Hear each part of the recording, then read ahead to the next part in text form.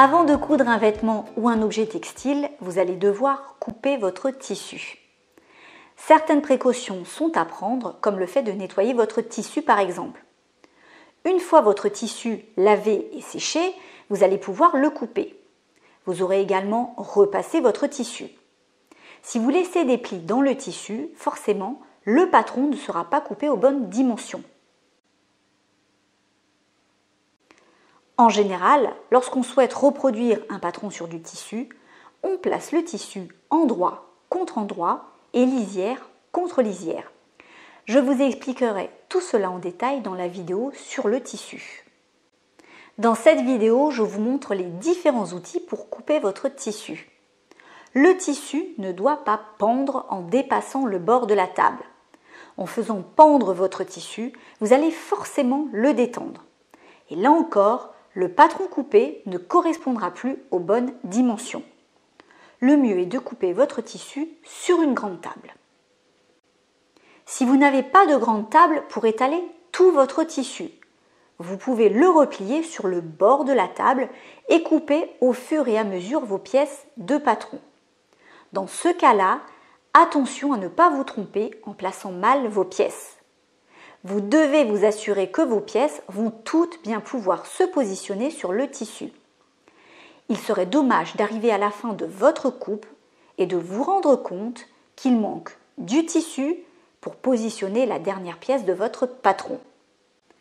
Dans le doute, et si vous n'êtes pas sûr de vous, je vous conseille alors de vous installer par terre, sur un sol propre, et de mettre toutes vos pièces de patron en place. Vous serez ainsi sûr de ne pas faire d'erreur. Une fois votre patron bien installé, vous allez pouvoir couper. J'utilise pour cela ma paire de ciseaux spéciale tissu. Vous devez avoir dans votre trousse une paire de ciseaux destinés uniquement à la coupe du tissu. Ces ciseaux auront de longues lames. N'imaginez même pas couper des mètres de tissu avec de tout petits ciseaux.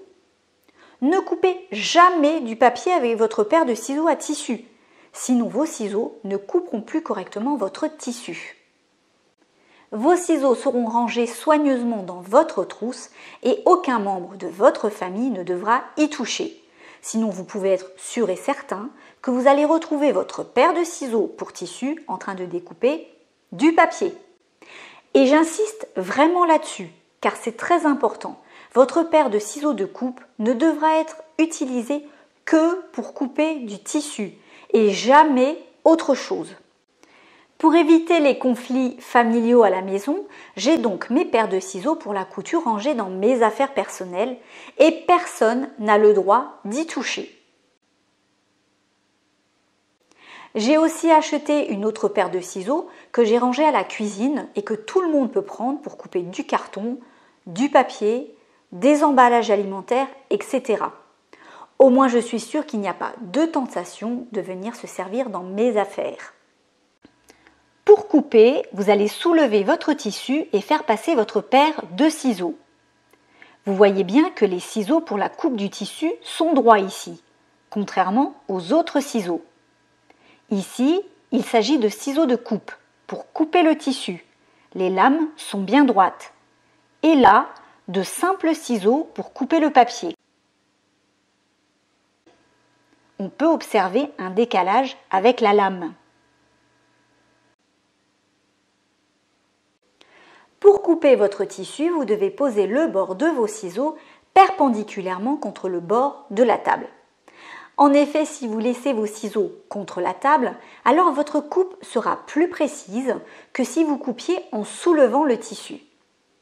En soulevant le tissu, vous allez faire pendre le tissu, un peu comme si finalement vous faisiez pendre votre tissu sur le bord de la table.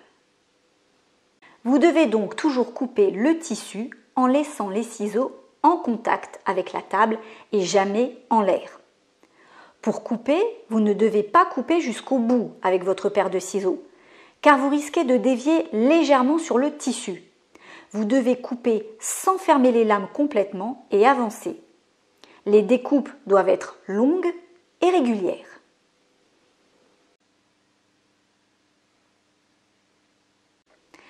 Il existe aussi d'autres ciseaux qui peuvent vous apporter un peu de facilité dans votre vie de couturière. Je pense notamment aux ciseaux cranteurs et aux ciseaux pélicans.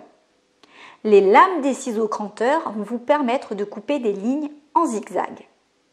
La découpe du tissu en zigzag permet au tissu de ne pas s'effilocher. Vous pouvez donc simplement utiliser vos ciseaux cranteurs au lieu de surfiler.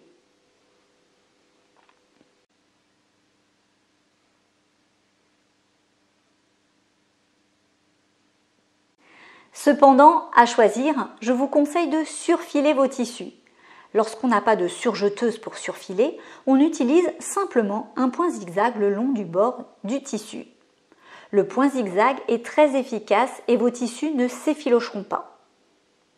J'ai surfilé pendant plus de 10 ans au point zigzag et je n'ai jamais eu de problème. On peut aussi utiliser les ciseaux cranteurs pour apporter un effet décoratif. Ici par exemple sur un petit sachet.